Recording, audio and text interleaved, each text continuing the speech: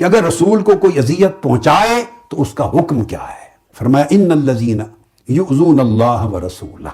अब रसूल को अगर किसी ने अजियत पहुंचाई तो अल्लाह रब्बुल इज़्ज़त ने उस अजियत को अपनी ज़ात के साथ मंसूब कर दिया कि उसने अल्लाह को अजियत पहुंचाई। जैसे फरमाया या अय्युहल्लज़ीना आमनू ला तुक़द्दिमू बैना यदयिल्लाहि व रसूल। जैसे रसूल का अदब अल्लाह का अदब है, जैसे रसूल की इताअत अल्लाह की इताअत है, जैसे रसूल से मोहब्बत अल्लाह से मोहब्बत है, जैसे रसूल की हुर्मत अल्लाह की हुर्मत है, और जैसे रसूल की नाफरमानी अल्लाह की नाफरमानी है, जैसे रसूल से बेवफाई अल्लाह के साथ बेवफाई है, उसी तरह फरमाया मेरे रसूल को अजियत पहुंचाना अल्लाह को अजियत पहुंचाना।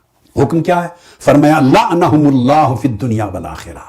जो जाहिरन जो इंसान की अपनी समझ में मामूली आती है चीज कि ये छोटी सी चीज है, उस दर्जे की भी कोई अजियत अल्लाह के रसूल को पहुंचाएगा तो फरमाया अल्लाह रब्बुल इज़्ज़त ने, अल्लाह ने उस पर दुनिया में भी लानत की और आखिरत में भी लानत की।